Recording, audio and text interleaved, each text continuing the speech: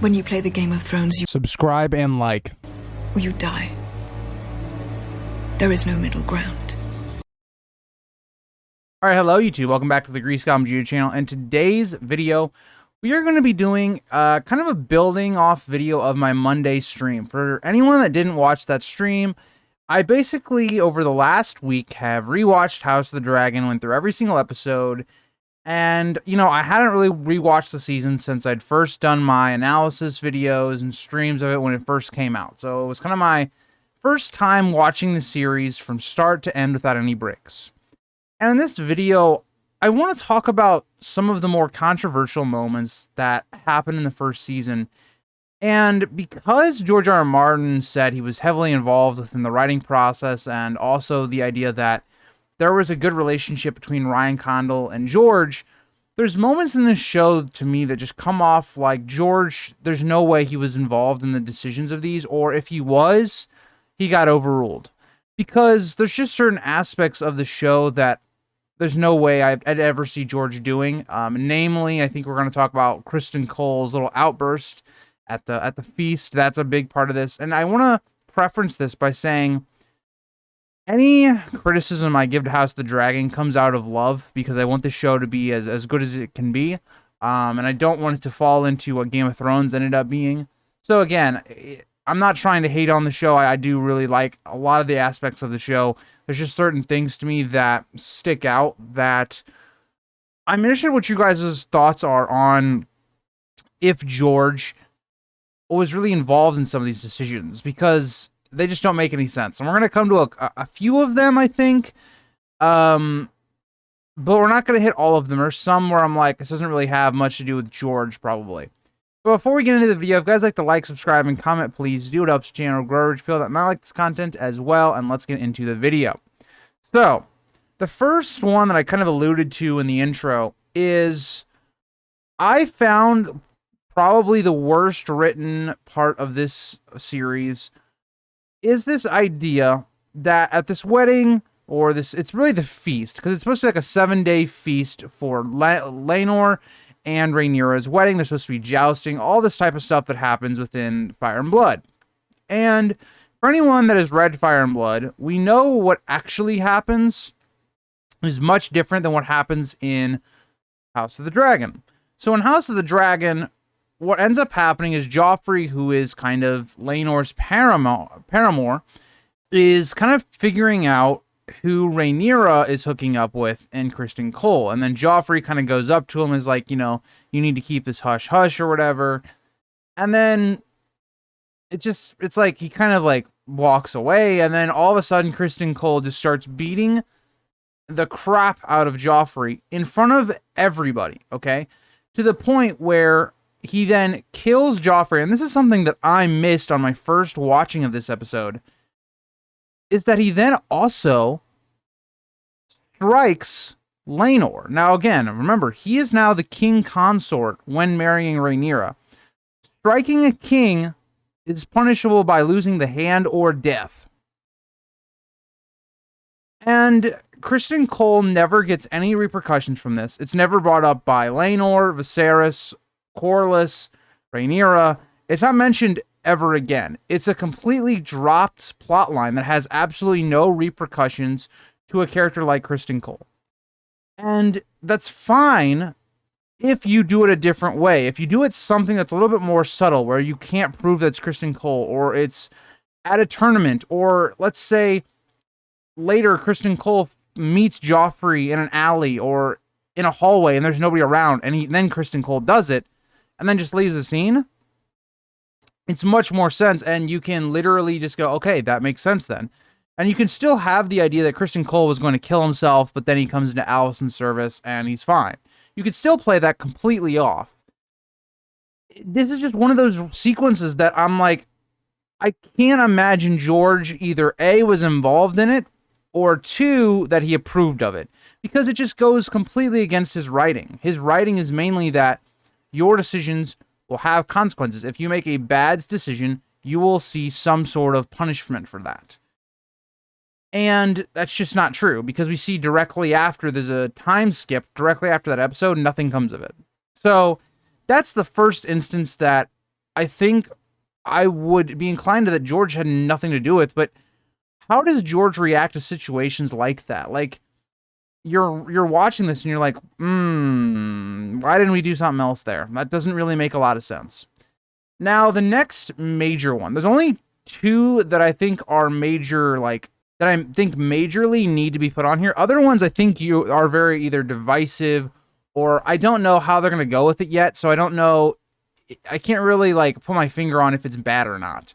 But the second instance that is just downright horrible, that did not happen in Fire and Blood, there's not even a rumor it happens in Fire and Blood because, again, certain characters are not in certain places when they happen in the show, but they don't happen in the book. So the whole idea that Rhaenys and Meleys just come through the ground and kill hundreds of innocent people, and then also having the opportunity to then kill the Greens right then and there, choosing not to, but then also intimidating them. Like, there's this, like, fake out that, oh, she's going to, but then Meleys just roars at them. And then Rhaenys just leaves. And I get that they're going to possibly do the idea that this is going to have consequences in the future, that the small folk maybe might not like the black side a bit more because of that event, and that could go into some of the future events that happen. But at the same time, this is not George's writing. Rhaenys' character just doesn't make any sense here. And her whole idea is, well, it's not my war to start, but yet she's then going to go to the black side, tell them what's going on, and then also join the black side. So now she's on that war council side, who inevitably is going to have to then kill the other side. It's just mind-boggling to me. Like, and I get it, but, like, at the same time, she's also like, well, you know, it's not my job to start the war or to kill these people. It's like, you killed innocent people, and we glorified death in that episode. I just can't get around that George would have liked that scene.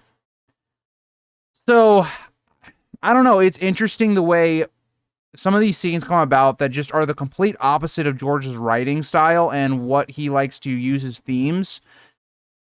But let me know. I mean, do you guys think maybe George did greenlight this and didn't think about the repercussions? I find it very difficult. I think that was really just a Ryan Connell decision and not too much into George there. Now, there's other decisions where I think George may have been involved and liked some alternate, like, I guess, universe where Lenor still being alive, because it's an interesting idea, and I think the way they wrap it up will really determine how I judge it in the future. Because if Lenor is integrated back into the story, because you'd have to assume Lenor is going to come back into the story. If it's integrated correctly, it may not be a negative. I really liked the actor that played Lenor. I think he did a really, really good job. He was able to show a lot of the emotional turmoil of a character like Lenor, and I do think he was a great addition to this first season. I wish we'd have gotten a little bit more of him, but him living creates a lot of issues that we're going to see later on in the story, and I don't want to get into spoilers, but it's a very questionable decision, and I would assume if they went through with that and if George was involved, that they have a plan there to make that make sense. But I don't know. That's another questionable one. And then I think the last questionable decision I want to talk about, especially with the show, because this isn't one decision. It's a lot of different decisions that kind of were culminated into one.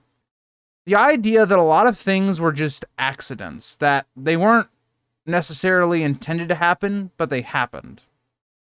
And this notably refers to Aemond killing Luke, and that being on accident. That was kind of a Vagar thing, and Aemond couldn't control it. And two, that Alicent, I guess, stumbles upon Aegon's prophecy, and it's an accident that she makes Aegon the heir and makes him the king. These are two decisions that I understand why they did it for Aemond, and I think it makes a lot of sense for Aemond's character, and I think that could be a very positive change. I wasn't as open to it when it first happened, but now that I've thought about it a little bit more, and I've talked about it with Chad and you guys a bit more, I've kind of been a little bit more open to the idea, and I see the possibilities of where they could go with that route. But the Alicent one is mind-boggling to me, and I'm not going to get fully into it because there's a lot of things. You have to really analyze Alicent's character to understand why that doesn't make sense. And I would definitely check out my stream or past Alicent House of the Dragon videos I've done. It's a moment that kind of breaks her character, and it reverts a lot of the character writing that they had been doing throughout the season.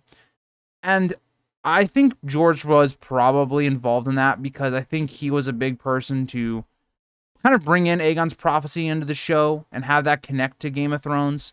And I think that decision has, I think, hurt the show in a lot of ways. I was never a really big fan of the introduction of Aegon's prophecy into the story. It just felt really unnecessary to me and added a lot of questions that really don't need to be present within the story. It's also not a book thing at all. It's not, as of right now, it's not.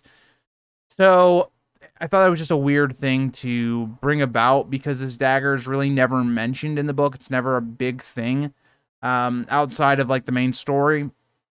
So I don't know. Let me know what you guys think about all this stuff revolving House of the Dragon and some of the questionable decisions with everything that happens. And do you guys think George was involved in a lot of these situations that I talked about in this video? Or do you think it was more like George really helped build up a lot of the smaller moments, getting them to these points, and then he kind of just gave them freedom of liberty to just do what they wanted with the story, interpret it their own way? Because that's something you can do with Fire and Blood, is you can interpret it how you think things happened. I have my own interpretation that is actually very different from House of the Dragon.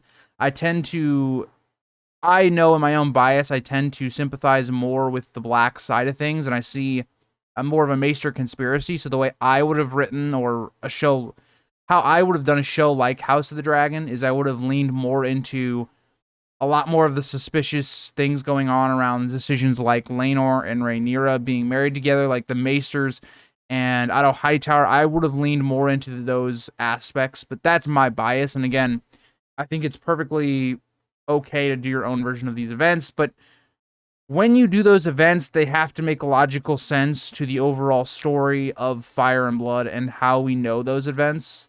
So, I don't know. It's interesting the way those have happened. So, let me know what you guys think, and I'll see you guys all in the next video. Bye, guys.